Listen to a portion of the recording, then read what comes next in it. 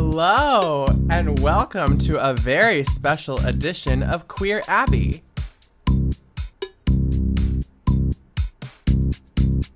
Hi, y'all. Welcome to the first, I hope this works, otherwise this is going to be embarrassing, the first video episode of Queer Abbey ever. Oh my god, I'm looking right at ya right now. It's the 34th episode, and I appreciate you for tuning in.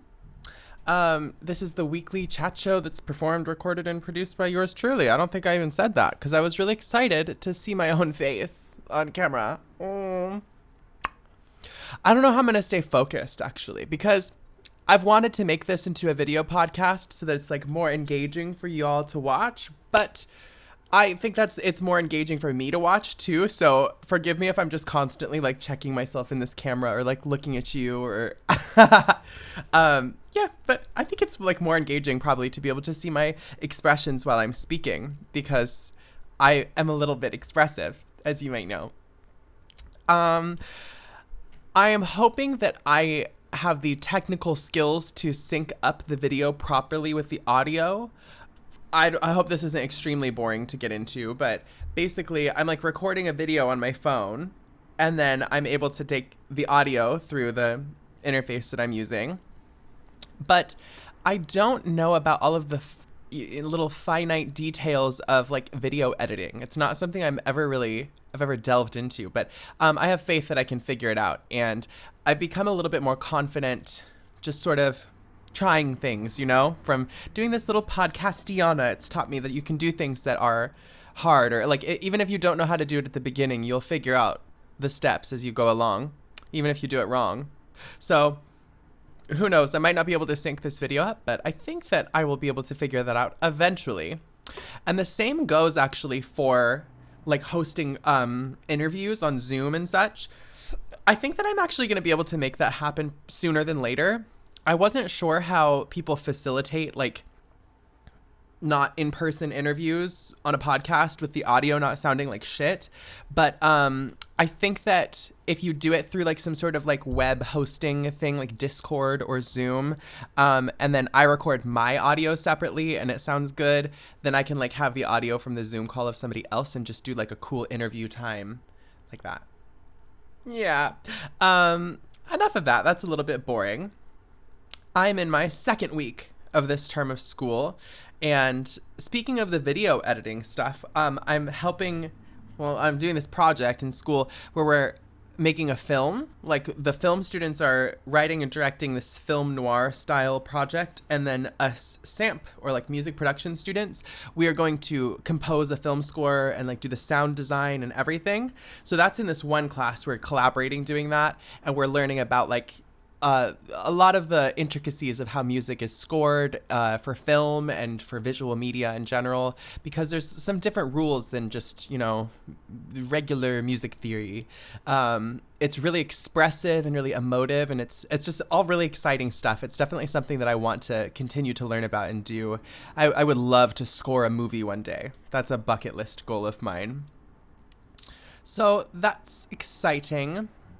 In one of the other like sound production classes that I'm taking, this one is truly just called sound design. We are going to do all of the stuff for Night of the Living Dead. We're going to like take the sound out of the movie. We've stripped it, and we have a script, and we're going to like get voice actors and everything. And we're going to create all of the sound design for this film as well that kind of already exists. So I'm working on not one, but two film projects this term where I'm going to get to experiment with how sound works. And I think that's going to be some really fantastic experience, getting to know that world a little bit, and especially collaborating with other people, because I think that I am scared of collaborating with other artistic people, and I'm afraid of looking dumb. So the opportunity to like look dumb in front of these people, and I'm sure that they probably feel exactly the same way, you know, but it's going to teach me a lot, I can tell. Yeah, it's all very good. I watched the film Miss Peregrine's Home for Peculiar Children. That's not one that I caught when it came out a couple of years ago, and it was really weird. I kind of like didn't like it very much because there was like this weird like World War II story arc, but maybe I was high and I like just didn't understand it all the way. I can't tell. I had to write a paper on a movie score, which is something that I've had to do a couple of times so far in my music school career. And I watched Spirited Away again the other night, and that was really nice. If y'all don't know, the Hayao Miyazaki film, everybody should know Spirited Away, I think. It's so nostalgic. Yet every time I watch it, I'm still like entertained by it. It never really gets old because it's so visually interesting. And then also paying attention to the music more so. The scoring is amazing. Joe Hisaishi is the person who has scored every single Hayao Miyazaki film except for one. And that one, I think, was possibly Howl's Moving Castle. I don't even know. But anyway, Joe Hisaishi and Hayao Miyazaki like work together very closely. And Joe Hisaishi has this iconic style of composition. He is really inspired by Quincy Jones, this famous jazz cat. And Joe Hisaishi is an artist name. It's not a legal name. And it's actually derived from the like kanji characters to spell Quincy Jones's name. Like you spell Quincy Jones in kanji, and then like that's how you get Joe Hisaishi. Like that's what that is. Isn't that kind of cool? He loves him so much that he just named himself Quincy Jones, basically.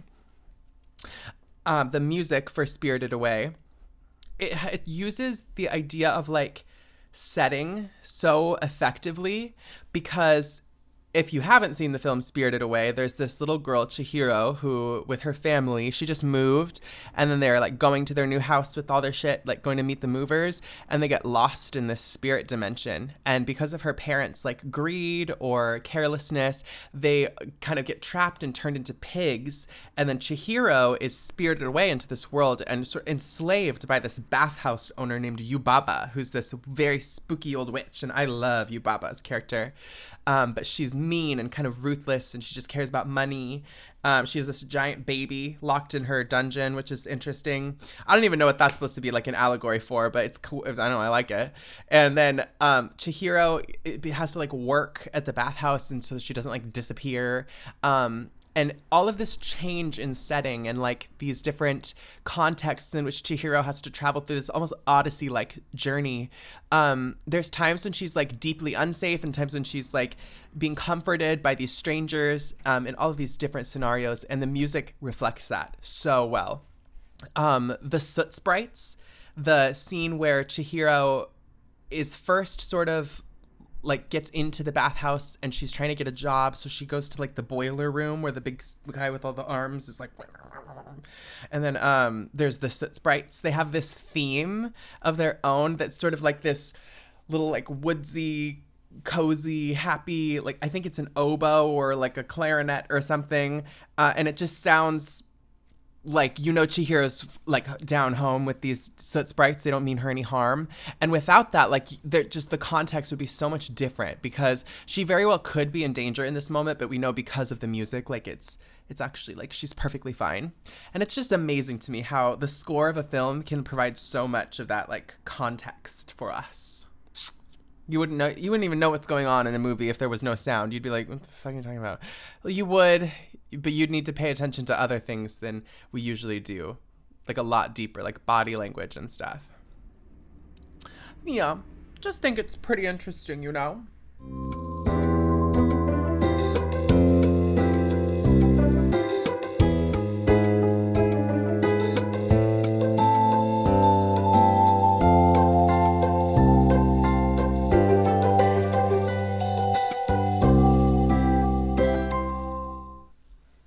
Alrighty, y'all. Let's get into... Oh, not me wearing my headphones still in this take. This is hard. I'm confused already doing this video nonsense, but we'll see. We'll see if I can make it work. Let us get into a little bit of advice for this part of the spotlight. The first prompt this week says, Queer Abbey. My girlfriend recently said she's not in a relationship at a party. Recently, we attended a party together. After a bit of drinking, someone brought up the idea of playing Spin the Bottle, adding, only if you're not in a relationship, though. To which my drunk girlfriend quickly responds, I'm not. She quickly realized her mistake and backpedaled, but I still feel like shit. Any advice? Yikes. That's a tough one. I think that if I was in your shoes, I would probably also be pretty offended if somebody like, because I don't know that much context here. Is this a room full of people that like you all know really well? Because that's like so embarrassing. I think if this was a new relationship and you've been together for like 3 days, then maybe your expectation is incorrect. Like you aren't really like super dating and she's just like kind of like came to the party with you. I could see that, but if y'all are in any sort of real relationship, you called her your girlfriend, so like, yeah, that's a huge red flag. I don't know, maybe was she trying to like intentionally hurt your feelings doing that? Because if she's not, like I would probably break up with that person. That is just my strict advice in this scenario.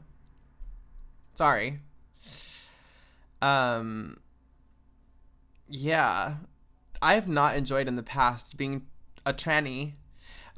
People don't like to tell others that they're dating me or that they are attracted to me, and it's just a big no-no for me if somebody's not willing to be forthright about a relationship with me. Like if you want that level of intimacy with me, then you have to be public and you have to not be full of shame about it. Yeah. And if that girl was just trying to like hook up with somebody at your expense, at like the expense of the security in your relationship, then just let her do that. Like break up with her. You don't need to be with her. Anyway, next prompt. My wife gave me a really expensive gift for Christmas that I don't want. How do I tell her? This is interesting. An expensive gift. I wonder what that could mean. Like, are we talking a watch, like a Rolex, really expensive? Are we talking an ugly shirt that costs more money than you would pay for a shirt? This one really depends, I think, on some contextual factors. But in general, I think that you can bring it up gently, as if it were a coworker or a professional situation, because gift giving is hard, and I think that people buy gifts with the sort of hesitation in mind of like, I hope this person uses this, I hope that they like it, because I think that this is sort of the reality of things. Like when you buy things for other people, you don't know if they're really going to like it that much, and if you don't, because she's your wife, you should just tell her so she knows, because I mean she's probably going to buy you more gifts in the future, I would hope. And if it's like a shirt and she keeps getting you shirts that you hate, you should cut the chase. You should nip it in the bud. I think that providing clarification on what, like the kind of gift that you would appreciate would be really the place to go here. That would be good and communicative. Like if I'm going to keep using this shirt as an example. If she bought you a shirt that you think is ugly, maybe you can lead the conversation by talking about how, like the kind of shirt that you would enjoy more. I don't know if that sounds entitled or not, but like, yeah, you can go ahead and let her know, like, okay, like I appreciate that you were thoughtful and you got me this gift because blank, and I know that you know that I like this, and I see that you were like trying to meet this need. You see what I'm saying? Like you can really address the kindness too of this person getting you a gift in the first place, while at the same time communicating like what your actual feelings and wants in the situation. Yeah. Definitely. My mother is, she's a frequent gift giver. She's not a good gift giver. Like, I don't mean to be ungrateful or sound that way. Growing up, my mom loved to like, my dad was always accusing her of just like wasting his money, which I think is just sort of a sexist thing too. But my mom did love to go to like a dollar store and go get like weird knickknacks to like show her affection. That was just a way that she shows her love, and I can appreciate that, honestly, that's just like a love language of hers.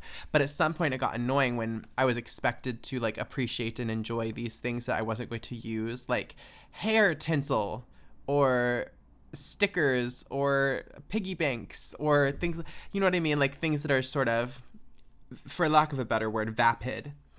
But maybe in retrospect, I should have communicated to my mom. I don't know, I was a kid, but like that I would have appreciated maybe going shopping for clothes together and or something like that, and finding something cool to wear instead of like stationary gifts and stuff. Does that make sense? I don't know if my example was perfect, but I think that you should tell your wife and you should just be nice about it. That's all. For our last prompt this evening, our third caller was wondering, do you have any advice on living alone or curing the empty feeling? I'm a very outgoing person. I love talking to people, and I honestly hate being alone. Little context given here, but it sounds like you live alone and you don't like it. Well, I live alone and I love it. So maybe we're just fundamentally different. I don't know. I find living alone being kind of lonely sometimes. Yeah. Advice. I think that podcasts, like you're doing right now, you're so smart. I think listening to podcasts, it's a way that I really like belay loneliness sometimes, because I definitely do get that feeling of like, oh, I'm alone, or like I don't have anybody to talk to at kind of just random points, like a couple hours after work. And if I don't feel like addressing it in a like kind of straightforward way, like calling a friend or like addressing my loneliness that way, I don't know, because that's what we do. We call up our family or our friends and we connect with them. That's a good time to do that first. And then also you can listen to a podcast, you can watch a show, you can play a game.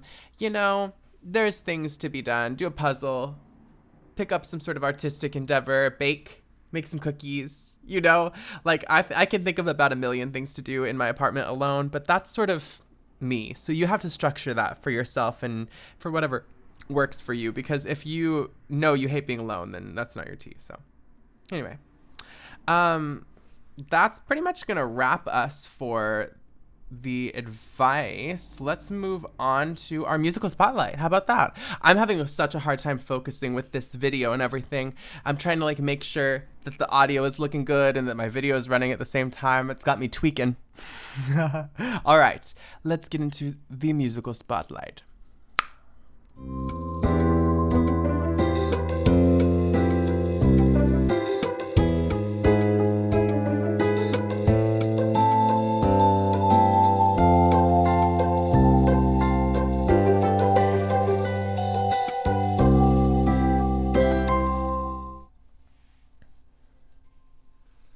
Alrighty, y'all.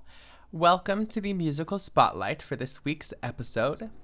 I'm excited to share with you the music of a local artist and another PSU student named Gemanereida. She is a mariachi singer who is very, very talented. I know that she performs with PSU's mariachi band, which super cool thing that we have. Mariachi music is, I believe, Mexican in origin, or at least I know it's heavily associated with Mexico. It's that characteristic sort of cultural sound. It's very familiar for many people. And I know it's of the central cultural importance. Mariachi music is in the hearts of a lot of people.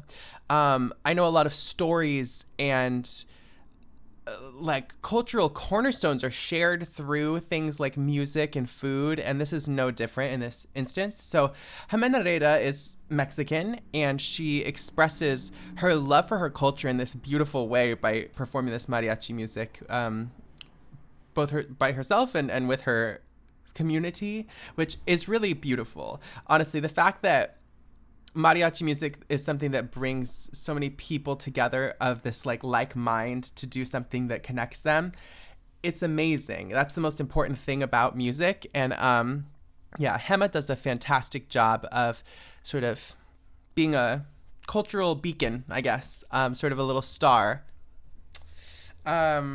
She has this EP out called Desde Abajo, and it is full of these sort of mariachi standards. I'm going to call them standards because I don't know how to refer to necessarily, but mariachi is almost comparable to jazz in that like there are these old songs, they're like folk songs, and people perform them time and time again and add their own storytelling and their own stylistic elements to them.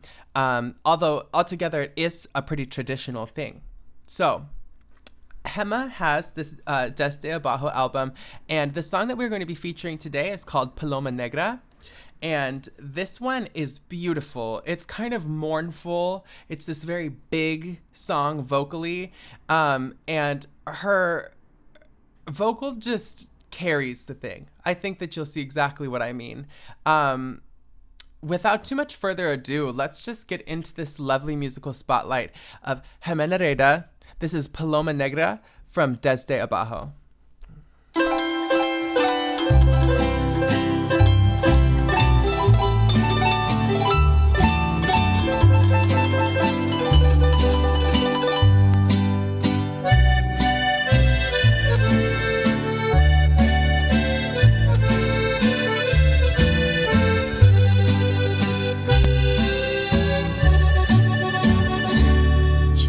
Canso de llorar y no amanecer. Ya no sé si maldecirte o por ti rezar. Tengo miedo de buscarte y de encontrarte.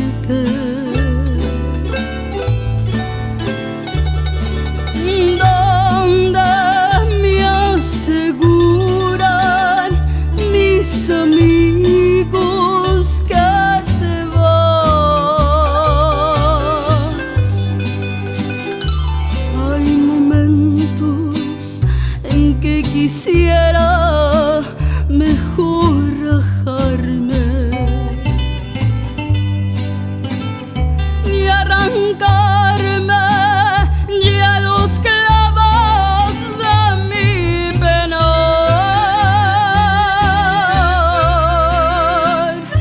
pero mis ojos se mueren sin mirar tus ojos,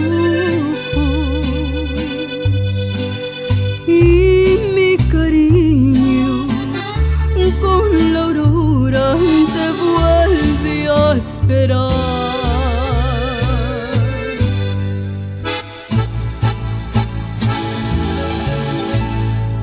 Ya agarraste por tu cuenta las parrandas.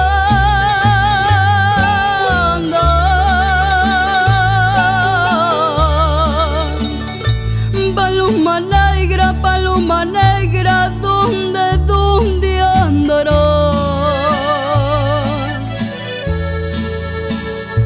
Ya no juegues con mi honra parrandera. Si tus caricias deben ser mías, de nadie más. Y aunque te ame con locura, ya no vuelvas. Paloma negra, eres la reja de un penar. Quiero ser libre, vivir mi vida con quien yo quiera. Dios, dame fuerzas, que estoy muriendo por irlo a buscar. Ya agarraste por tu cuenta las parrandas.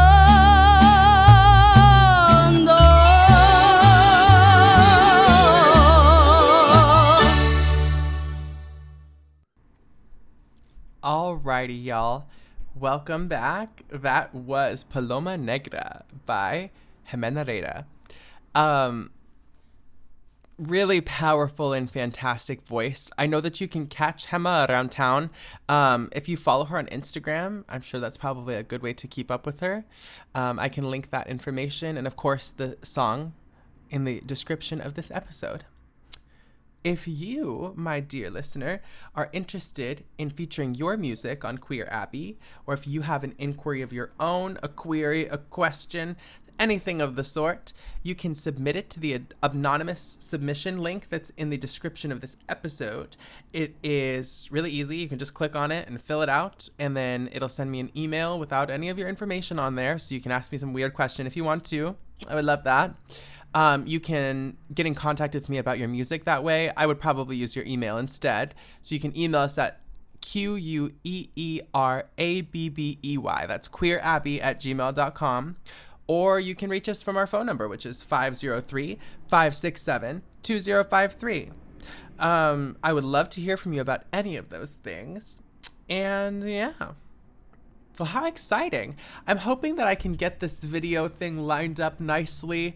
It was definitely sort of challenging for me to focus on doing this and doing the video at the same time, but I don't want to complain about it too much. It's honestly doable, I think, but yeah, hopefully it catches your attention and you love it. Hopefully you just love, this video component. Yeah. So thank you for tuning in. I appreciate you for listening and or watching, I guess. And I hope that you have a good week.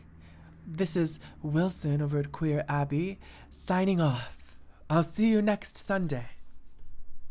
Yeah.